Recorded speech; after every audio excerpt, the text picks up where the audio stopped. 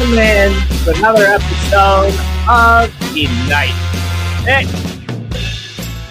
I am Steven Serda, hanging out with my guy, Osita Anusi. Osita.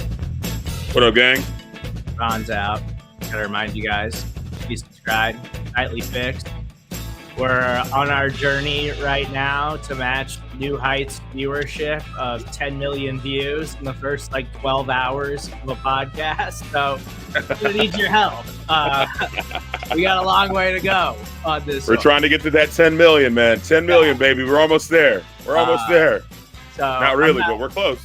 I'm not going to threaten you with physical violence the way that Ron will, but what about emotional violence?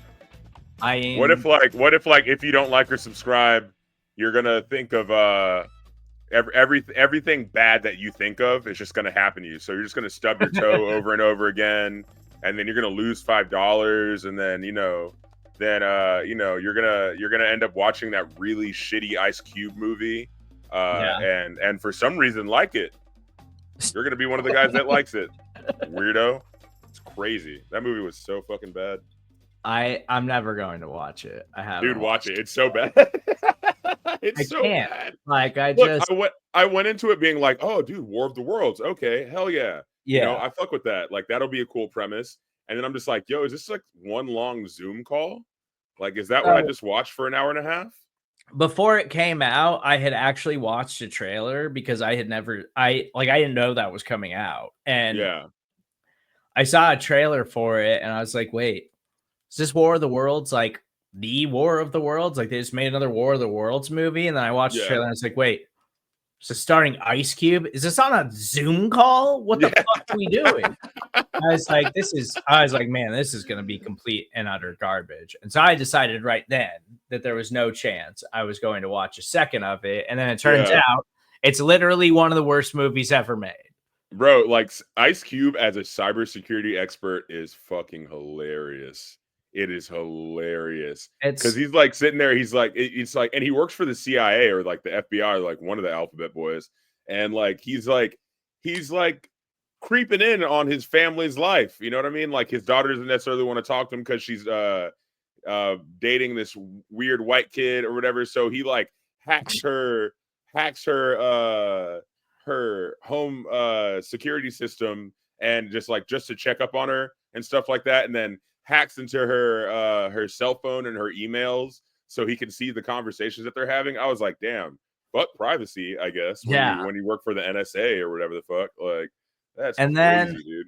Well, and then isn't because I have watched some clips online. There's a scene where they don't have a thumb drive or something, so it literally shows them go through an Amazon order process to order a thumb drive from an Amazon drone, advertisement for Amazon.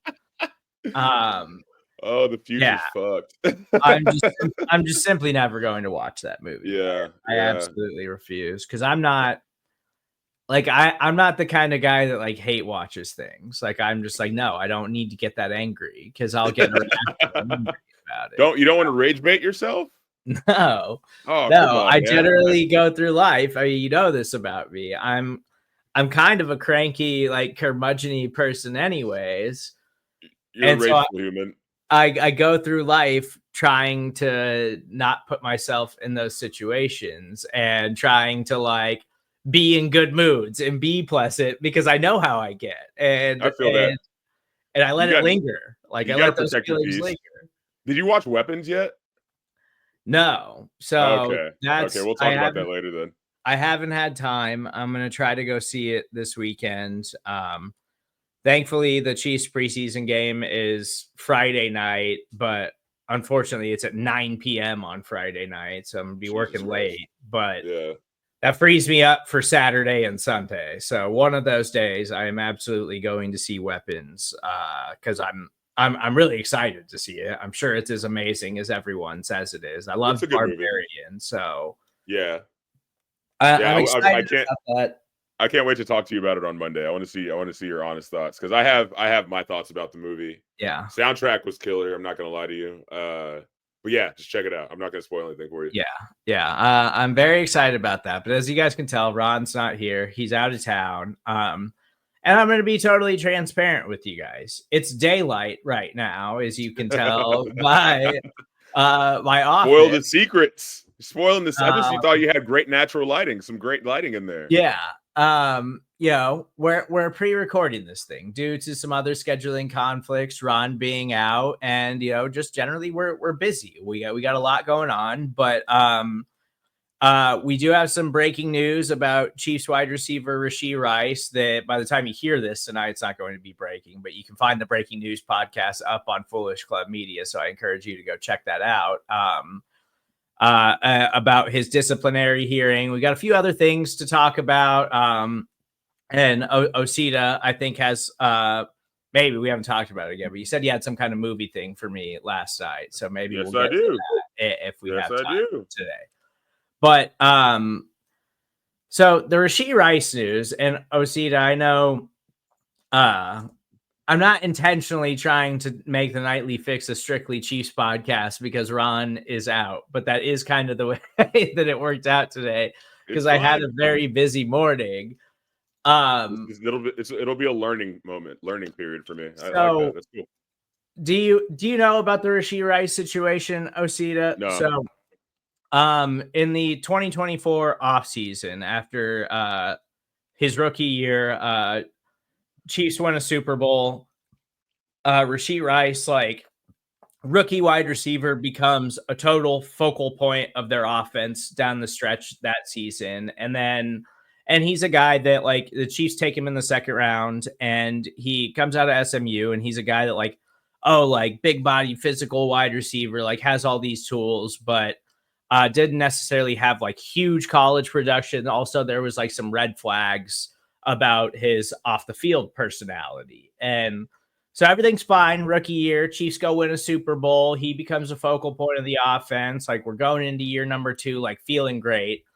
And this dumbass decides, because he's from the Texas area in Dallas, causes a serious car accident on a Dallas highway because he is driving like over 100 miles per hour through traffic on the highway, slams into multiple cars, and causing like a serious car accident that put a bunch of innocent people in harm's way because he was just being a total moron. And so then last season, because this stuff always takes forever to play out in the NFL because we're waiting to hear what's happening, like with the court stuff. You'll never get disciplined by the NFL until your case goes through the judiciary system. And so we're waiting for all this stuff to play out. So last season, he starts the year. Through the first 3 weeks of the season, he is playing like a top 5 wide receiver in the NFL, like legitimate, like superstar caliber player is what he looks like early on last season. Then he gets injured because Patrick Mahomes throws an interception, and him and Patrick Mahomes are trying to tackle Chargers cornerback, and Mahomes accidentally misses the tackle and drills Rashee Rice in the knee. Oh shit! And like tears ligaments. Fired. Yeah, oh my god! Tears ligaments in Rashee Rice's knee. Done for the season. Holy shit! And so you could argue that was one of the consequences of his poor decision making and being just a total like irresponsible child. But so out for the season, then coming into this season, he's fully healthy now. Everybody's like excited about him on the field because like, oh, like this guy might be one of the best wide receivers in the NFL with Patrick Mahomes and the Kansas City Chiefs. But we've had this legal process hanging over his head, and we've all been waiting for a suspension to come down from the NFL because the Chiefs are like every single season under Patrick Mahomes are a Super Bowl contender this year. And so it just comes out a few weeks ago that he agreed to a plea deal in Dallas and pled guilty to multiple felonies of like reckless driving and endangerment and stuff like that. Like this is serious stuff because he put lives of innocent people in jeopardy. And so he is going to wind up being on probation for like 5 years. At some point throughout the duration of his probation, he has to spend 30 days in jail. It doesn't have to be like consecutive. Like he can wait till the off season. You can do weekends and shit. Do weekends here and there until it amounts to like 30 days time spent or whatever. And so we get all of that, and now we've just been waiting. And it seemed like the Chiefs were kind of trying to rush the process with the league to see if they could get him suspended to start the year, but the NFL doesn't move at anybody's pace. And so now this hearing before the NFL disciplinary committee is set for September 30th, which means he's going to be available to start the regular season for the Kansas City Chiefs. He's going to be available for at least the first 4 games. Mm-hmm. But then after that, it's totally up in the air. And now it's just like speculation. It's like, is he going to get 4 games? Is he going to get 6 games? Is the NFL going to just completely come down on him and suspend him like 10 games or upwards of that? Like, we don't know. And so we're all just sitting around waiting now for, after, the Kansas City Chiefs, essentially America's team right now, really flying high, everything working to their benefit. Now, one of their absolute star players is we're just staring down the barrel of this long-term suspension now. That's crazy, though, because, like, what if, hear me out, what if the NFL is just like, we don't want the Chiefs to do good, and they see him doing well for, like, the first 4 games, and then after that, they're just like, you know what? Give him a 10-game suspension. We don't want this motherfucker on the fucking field. You know what I mean? He's doing too good. Or, like, what if he's, like, trash the first 4 games, and then they're just like, let's give him a 2-game suspension. Let's see how this plays out. I don't know. I kind of feel like if I were a Chiefs fan, I'd be highly upset about this, like especially like getting to see, it's a tease, getting to see him for the first 4 games, first 4 weeks. And then just like afterwards, just kind of like, okay, well, shit, he's probably going to be out. So he killed it, but he's not going to be able to kill it when it really counts, I guess. And that's, but did anyone die? No, so, nobody died. So he's not facing like manslaughter charges or anything like that. But no, but there was people injured, and there was like a civil trial too, where he paid some kind of settlement to the people that were injured during the accident. So I don't know what it is with these young kids, man. They want to drive like fucking crazy. They get these cars, they get the Chargers, the Hellcats, even the I don't know if y'all have this joke, but in Houston we got this joke where if you see a Nissan Altima, you already know he's going to be swerving through lanes. Yeah. Like, I don't know what it is about a Nissan Altima. I don't know if it has something under the engine. Not a car guy, but every time you see a Nissan Altima, it's fucking back and forth, man. And you know me, I don't like driving on highways. So I certainly don't like people who zip around in traffic. Like, well, you're not in a hurry. Like, I know you're not. Yeah. Where are you going? Where are you going? Where are you going? That's so goddamn important that you got to drive like a crazy person, man. Yeah. And there is video of it. So like you could see, like if you really wanted to, you could look up the video of the Rashee Rice car crash. And then there's clips of him like after the wreck, like literally like walking on the side of the highway and like trying to walk away from people with like cameras and stuff because he's like, shit, I fucked up. Like I know I am screwed. But yeah, it's the worst part too, and I don't know if you've been totally exposed to this, Osita, is like the fantasy people and I was just thinking about that. Fantasy football people now after like cranking out all this summer long content like Rashee Rice gonna be a top 5 wide receiver, go draft, and now everybody's just like fuck shit. Like, because you're going to have him for the first 4 games of the season, that he's going to be suspended. And so, like, if you've already done your fantasy drafts and done all that stuff, you're probably just screwed because he's probably the top wide receiver that you took on your fantasy football team. So my fantasy draft isn't until Labor Day. All right. So I'm going to do it on Labor Day weekend. And I don't know what I'm going to do. I think I'm just going to have ChatGPT do it for me and see how that goes. I find sometimes I know you're going to be disappointed. I am disappointed. As someone who still refuses to use AI, like I have not. I'm going to waste 30 bottles of water on that. Like I have not used it. Principally, I refuse to use it. Maybe I am really being left behind, and in a couple of years, I'm just going to be one of these old people that gets left in the dust who refuses to use AI because I want to think for myself, and I want to continue to like be able to process things and learn things without having to just hit keys on a computer. I want that shit injected into my brain. Back tap right here, like Matrix. Let's go, dude. Let's Yeah, go. I mean, maybe if we get to that point, like I could maybe do something with that, but then I think we're talking about like becoming cyborgs at that point. Which, by the way, Which have is you seen cool. Alien Earth yet? I only watched the first episode. I was just watching the first episode before we started the pod. I fell asleep to the first episode last night, and so I was just like, let me keep watching it.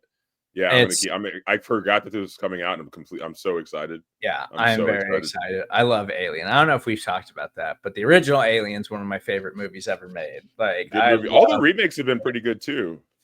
Yeah, at least the ones that have come out within the past couple of years. Yeah, Prometheus is amazing. Alien Romulus, it just came out last summer. Like, Alien Romulus, that was good. Awesome. Yeah, it was great. So excited about Alien Earth, but yeah. So we'll see what happens with Rashee Rice, but just wanted to catch up on that.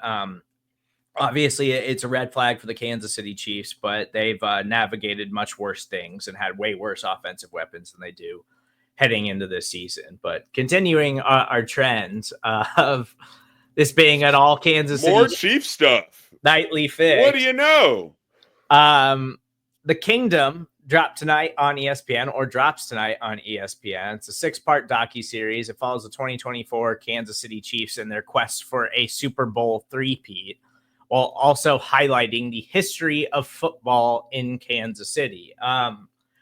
So in your sports journey, Osita, and becoming a true sports fan and really getting, and I'm excited for you to like really get into this football season and watch games. Like, you got to get NFL Red Zone if you don't have NFL Red Zone. Because, I got it already.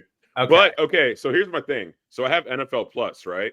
Yeah. And I have like the upgraded version of that, the NFL Plus Premium. But I was trying to watch the Texans preseason game last Saturday, and I was watching it at the shop, right? So I had my laptop. There's no TV at the shop. Yeah. Because I live in Houston, I couldn't watch the game because it's already being played on local television. TV. Yeah. Yeah, I was fucking heated, dude. I was mad. I was super fucking mad about that. It's the blackout rules, and like, yeah, and I don't know how all this stuff works, but it is really stupid. Like, I have YouTube TV specifically for that reason, because YouTube TV was the only streaming service that would get me KSHB 41 here in Kansas City, which is what airs the Chiefs games locally.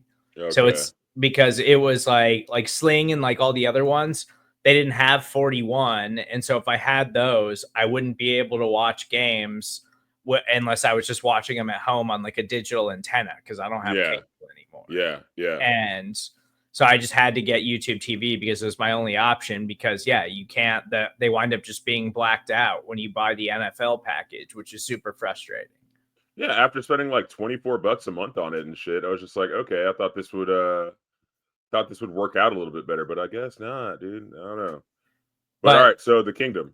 So have you like watched sports documentaries at all? Like, do they actually like pique your interest?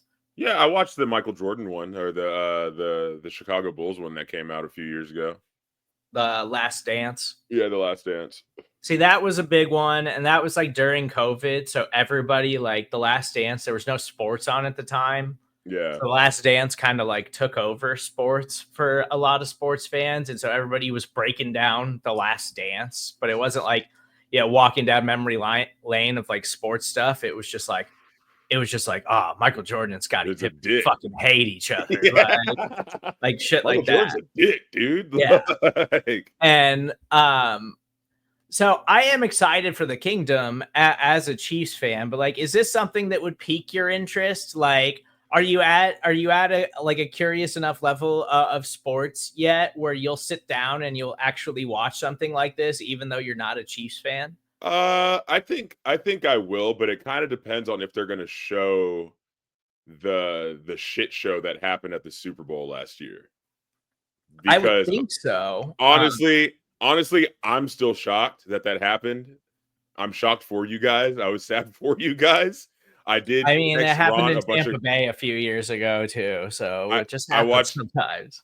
I texted Ron a bunch of crazy shit that day, to which he did not respond to any of it, which I'm not surprised. That But sucks. like, Sucks when yeah, your team's losing an important game and people are just talking. yeah, just like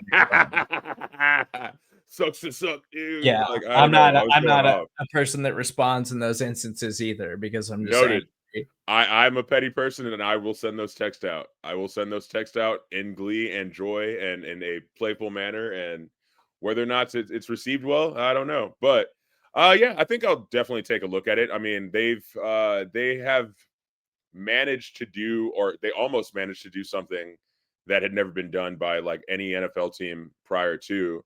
And I mean, everyone wants to see greatness, you know what I mean? And honestly, that team has been great for the past few years. So I think I'd be interested in checking it out. You know, I don't know about all 6 parts. It's kind of heavy. It's a lot. See, the problem too, and like I'm with you. Like I love watching greatness. Like I was like rooting for the Patriots to go undefeated that season, and like because I was like that'd be cool. I've never seen that before Yeah, in it'd be cool to sports, see. and but everybody was rooting against them because they didn't want them to be acknowledged as like the greatest football team of all ever. And then the only game they lost was the Super Bowl. Like they couldn't finish it off. And like everybody right now, like the Chiefs went from being like, oh my God, Patrick Mahomes is like the second like coming of the Messiah in football worlds to now he's like one of the most despised like players in the league by a lot of fans because fans are just petty and they're tired of seeing him win things. And it's certainly not because of his personality. Like he is a generally like well-liked, nice guy by all Yeah, accounts. yeah. People just hate to see people have continued success. Um, I would say for me, like, okay, so if we're talking about like the Patriots team, for me with Brady, I just always knew something wasn't right. I just always knew. I was just like, man, I don't know, man. There's something fucked up about this guy. He's too perfect, seems yeah. too nice, too manicured, too practiced. You know, like something he's got to have some sort of fault somewhere in his life. And then it But turns out it like, was with his wife, you know? So sucks to suck, dude. well, and like, but early on in Brady's career, though, like it wasn't that. It was this is one of the coolest stories ever. Like, this guy was a late round draft pick. At the time, they had Drew Bledsoe, who was the highest paid quarterback in football. And then he got hurt, and Brady had to come in for him. And then, like, went on to win a Super Bowl, and they beat the Rams, who were like the greatest show on turf, like one of the greatest offensive teams we've ever seen in league history. And it was like a Cinderella story. But then he kept winning and kept winning and kept winning. And now there's like this modern day perception of Brady, but that is not how it started out at all. So And he was the underdog, and then he became the big dog, and everybody was like, "Fuck yeah, you, big dog. I don't yeah. like you. I And don't we've like you seen at that, all." like, we've seen that narrative shift with Patrick Mahomes. I think the thing that, that kind of makes me pause about these kinds of sports documentaries is that, and it's what sucks about this kind of stuff in general now, is that like you remember when documentaries used to be about like telling the real story and like Yeah, getting access and like and having like totally unfiltered, unbiased, like this is what happened.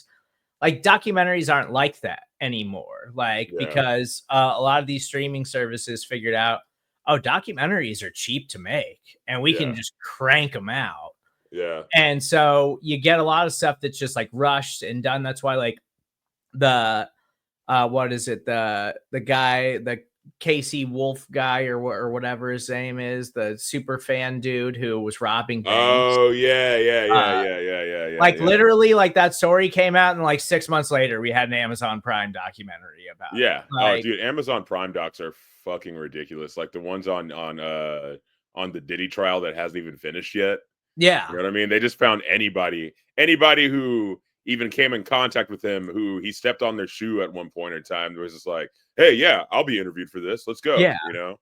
And like the Chiefs one, like I do think that like ESPN makes pretty good documentaries. So I'm not saying this is going to be like that. Like I'm sure it's going to be good, but these things are like so catered towards like just like positive information and like outlook and like fandom now that you don't Yeah. always get a lot of the behind the scenes details that you really want in this thing, because lots of times the teams are in the background like kind of controlling this stuff. So like Yeah. it's usually just like these things are just kind of like fluff pieces to like try to build on the legend. Like the Patriots had had one that they did for like Apple TV that they were like totally in charge of and like totally controlled the narrative of. So I'm hoping we don't get that with the Chiefs. I'm hoping we get some like turmoil behind the scenes and like some details and stuff like that, because I think that's what I'm really interested in.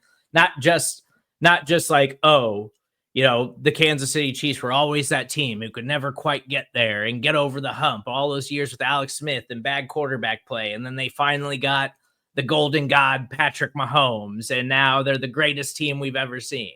Yeah, you hope there's actually going to be some real. I like I said, I want to see how they felt after the Super Bowl. You know what I mean? Like, what happened there, man?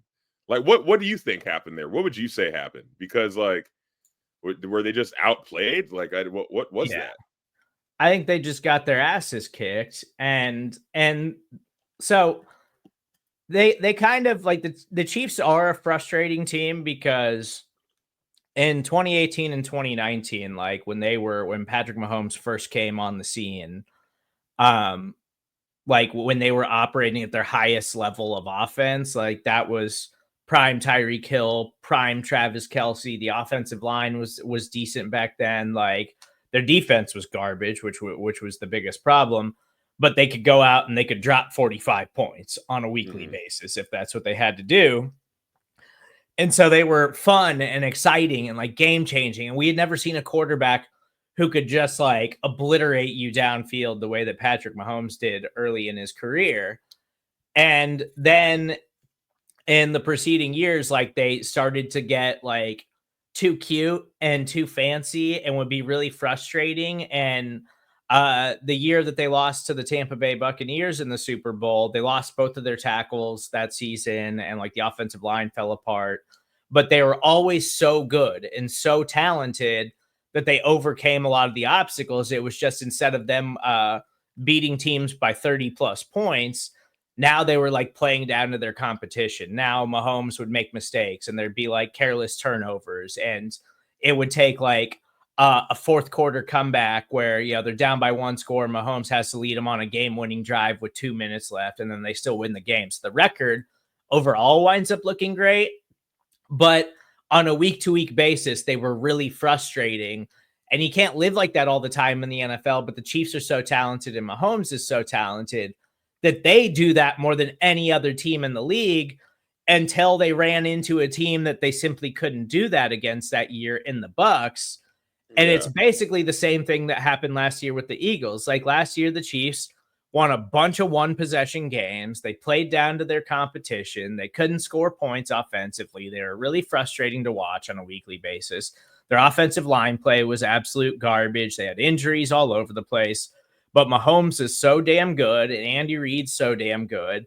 They can still beat 95% of the teams in the NFL that way, until you run into a team that just has dramatically more talent than you. And that's what happened against the Eagles, and they just got their asses kicked. So like, I would imagine like if they show like, I'm sure we'll get some behind the scenes looks of last year, because there was definitely times where Mahomes was like more frustrated last year than I think I've ever seen him in his career. Yeah. But like he'll never say that at like the post game podium. But like if he's mic'd up, like I'm sure we'll get some clips of him like being pissed on the sideline and like screaming at people and stuff. Yeah. But like that's like the behind the scenes stuff we want to see, because he'll never do that stuff publicly ever to a microphone and a live audience. Yeah, I mean, like I said, I would really like to see what kind of happened there and like what their take on the situation was. And I mean, assuming if they're the whole thing is going to be about their 2024 season, right?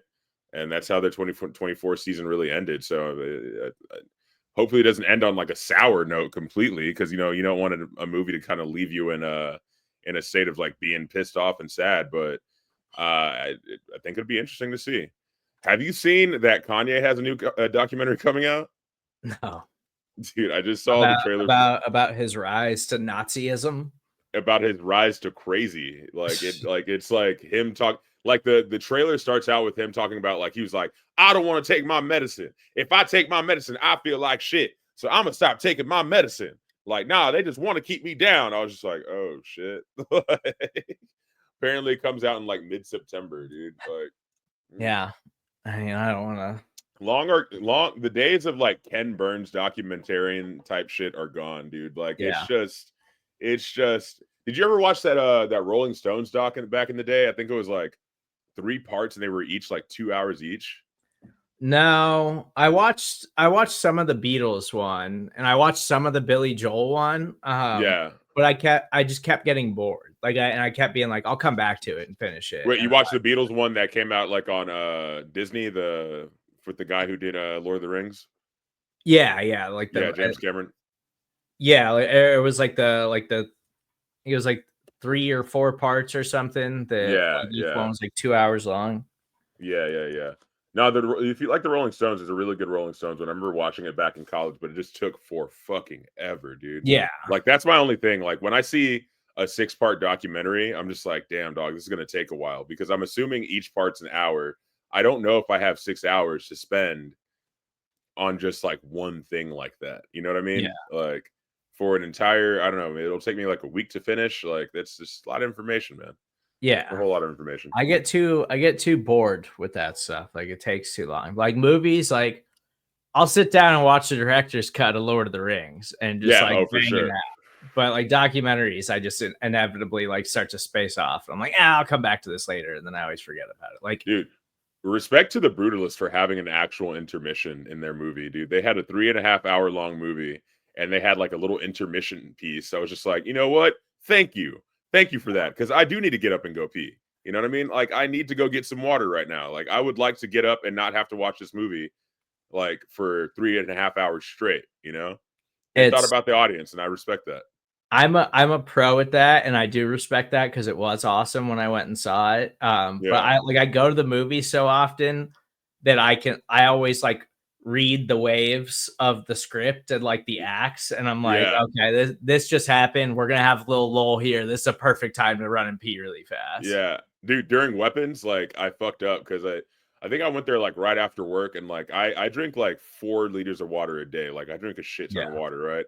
And so by the time I got there, had to go pee, right? Sat down through like some of the trailers, had to go pee again. Then the movie started, and I was just like, shit, I gotta go pee again. I was like, you know what? Let me just go get this out now. You know what I mean? Before like the movie gets like too intense or too crazy. Then by the end of the movie, I was like sitting there just like, okay, when is this gonna end? Because I still had to pee again, dude. Like, and that movie was only, I think it was under 2 hours. I'm pretty sure it was under 2 hours. Yeah, I think it's like 2 hours tops. Like, it's not super long. But I'm terrible. I drink tons of water every day too. And at 35, like I can't hold it anymore. Like, I can't go like 2.5 hours without like having to pee anymore. It's ridiculous. That's like when Ron said, what did he say? He was like on that road trip with his kids. They went to, I think, was it San Antonio or some shit like that?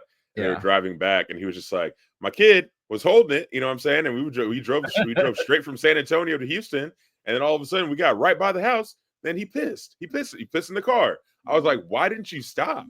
Like, you're just gonna drive 3 hours straight and not stop?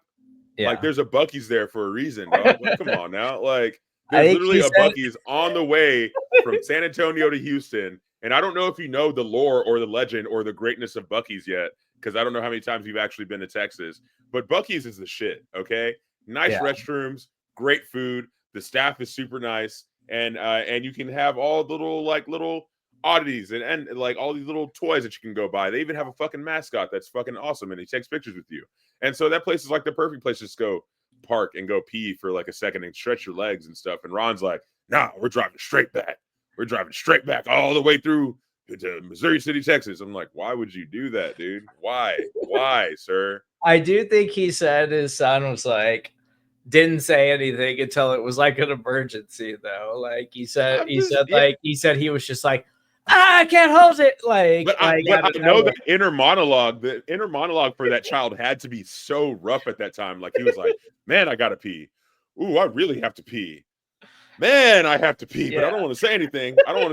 No, I'm not gonna say anything. No, I got it. I don't got it. Like, you know, like, it's poor kid. Ron, let your kids go pee, man. I think I saw that there's supposedly a Buc-ee's like coming to Kansas or Oh Missouri yeah, or something at some point, but I don't think I've go. ever been to one, though. I'd be interested to see what their, because I know there is a difference between Kansas City barbecue and Texas barbecue, and Bucky's is like big on like sliders and barbecue shit. So I'm Yeah. interested to see like what their barbecue brisket flavor sauce will be. You know what I'm saying? Like, will it be Yeah. like a sweet Kansas City kind of thing? Will it be more of a tangy Texas thing that they're going to bring to Kansas City? You know? Yeah. So here it's Quick Trip and Casey's are like I love Quick Trip so the two much. big ones. I love a Quick Trip. They brought one to San Antonio right before I left, and I was a mainstay at that motherfucker, dude. All Quick the Trip's slushies, awesome. all the slushies, a whole It's line of slushies. Quick Trip has really improved their food over the years too. Casey's not so great, but Casey's does have good pizza, specifically their breakfast pizza, like hungover lake weekend or something. Go get a Casey's breakfast pizza. It's Hell awesome. yeah. Hell yeah.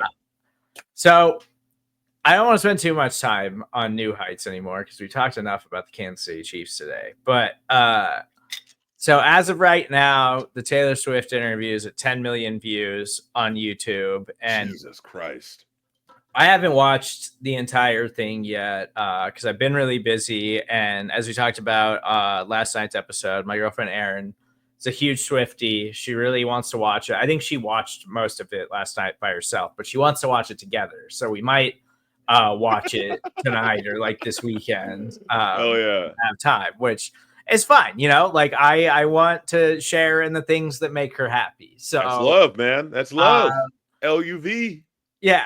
So we're going to check that out as soon as we have time to sit down and watch the entire thing. But I have seen some clips here and there about it. And I thought one thing that I thought was interesting was like Osita. So Travis Kelce, like the way all this happened, like he said on his podcast, like he went and saw Taylor Swift's show and he like put his number on a friendship bracelet. And he was trying to like see if he could get like a meet and greet so he could give it to her. But that he wasn't able to make it happen. Like not even he was famous enough at that point to like pull that off. Yeah. But it gets back to Taylor and then like the rest is history.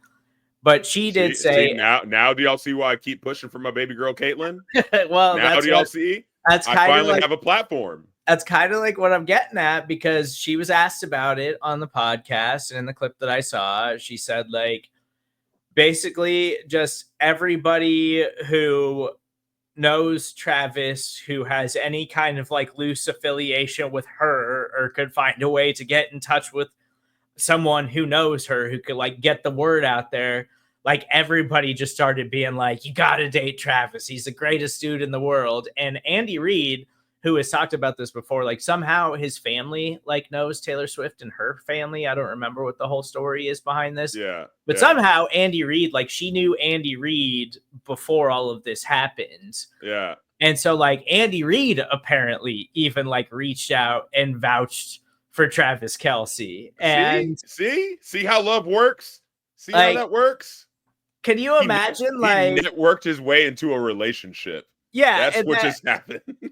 And that's insane. Like, obviously, these people are operating on a different level of resources and fame than most of us are. Yeah, true. But, like, I don't know that I have anybody in my life who would go that far out of their way to do something like that for me. Like, maybe shoot a text, but to have, like, that many people, like, reach out and, like, support me and, like, prop me up. Like, I don't know if I know that many people who would be willing to spend time doing that. First and foremost, I got you. You know what I mean? I got you. Aaron seems awesome and everything, so I think you're already good. But if you're ever in a situation where you need some sort of love interest and you want me to play, Cupid, I got you. I'm really good at that. All right. Number two, I've actually had that happen on several occasions. You know what I mean? I feel like prior to the proliferation of like online dating and stuff like that, that's kind of how the world used to work. It's like, oh, you have a friend that is single and I'm dating someone that has a friend that's also single, and I think they would go well together. Let's try and get them to meet up. Let's see if something happens. Now, obviously, this is kind of that situation on steroids because obviously there's like an extreme amount of fame between the both of them.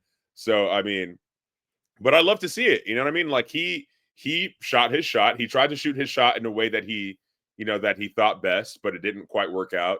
and his community around him, the people that he surrounds himself with, love him so much and think so highly of him that they thought, let's go out of our way to try and use any resource we have to try and make this happen, inclusive of his coach, Andy Reid, who's a really, really old man. And usually I would assume doesn't give a shit about his players' relationships. You know what I mean? But he was like, let me go out of the way and see if I can make this happen for my guy, you know, because he's a solid dude. And honestly, Travis does seem like a solid human. Like, I don't know much about him, but he seems like a lovely person. Yeah. You know what I mean? He doesn't seem like a piece of shit. He's not like, you know, I think one of the things that I didn't like, I want to bring this back to the Patriots, like the Patriots winning team, was that you had cats like Gronkowski. You know what I mean? Yeah. And who was that guy? What's his name? Aaron Hernandez? Yeah. And then you had a murderer. Yeah, you had dudes like that on the team, which were just like these just like unsavory characters. Whereas the Patriots seem to have, you know, a solid, I mean, I don't know much about them, so I could be wrong, but they do seem to have a more solid group of men, you know, in their locker room that seem like actual nice guys. And honestly, Travis seems like a really nice guy. Like, I think that their relationship, I really thought it was kind of fake at first. Like, I thought it was just like a PR stunt just because of the way that everything kind of panned out with his team being good that year, her dropping an album that year, her going on a world tour, the cross promotion between the NFL and the music industry, obviously. You know what I mean? Like, it's a marketer's wet dream, honestly, is what it is. But, you know, it seems to be real, and they're still holding on to it. Like, when Ron was sitting there saying yesterday, he was like, oh, like, I don't know, I'm surprised that this lasted as long as it has. I'm really not, dude. Yeah. I'm really not. They both seem like mild-mannered individuals that seem to have taken like real serious interest in each other. It's just that their whole relationship is for the world to see. So we're just kind of, we know from past relationships, like celebrity relationships, like they don't last long, but like usually there's some trouble in paradise that you kind of see, you know, but with this one, we don't necessarily see that. And it could be just one of those things where it's another, you know, it's a well manicured relationship as far as like the public eye, and maybe behind closed doors they fucking hate each other, but I highly doubt that, you know. At least publicly, it seems like they are just as happy today as they were when they like first started dating. Like, they seem to be in a very, very happy relationship. So, yeah. I'm excited for Travis Kelce. I think you are right. Like, Travis Kelce is just a legitimately good dude. And he seems like a good guy. Like, he seems like and it is really cool, like, in a world where, you know, a lot of negative points of view, podcasts, and opinion have kind of, I think, consumed society. Yeah. Like, along comes this sports podcast with these two jock brothers who are just like happy, pleasant, like loving life, and all they want to do is like have fun and be joyful. Yeah. Like, we need a lot more of that in life. And I feel that. It's like, yeah, it's just like it's really hard not to root for them and just like be happy for like all of the success that they've stumbled into over all of this. And like I said, I'm sure that their PR people are so excited. I'm sure Taylor's PR people and Travis's PR people are so excited because they're just like, we couldn't write a better script than this. This is perfect. Like, the next 10 years of their life, you know how much money they're gonna be able to make off each other? Like, just their cross promotion alone. You know what I mean? It's sick. It's amazing. I like it. You know, I'm here for it. I am tired of those podcasts that are telling people to touch grass while you're on a podcast. You know what I mean? You're in front of a camera telling people to go outside. Like, no, you go outside first and then see how it feels. So it's good to see like these guys are just like, I'm just having fun. I like having fun. I think that's what we need more of, honestly. Yeah. We don't been saying it for years. I don't need to have an opinion about everything. Like, I don't need to tell people how to always live their lives and do all of that stuff. I don't need to react to absolutely everything that's on the internet. But I do just, like, they already signed a massive deal for their podcast. They're going to get another massive deal for their podcast. I'm just rooting for those guys. But all right, before we get out of here, let's get to a heat check. Yeah.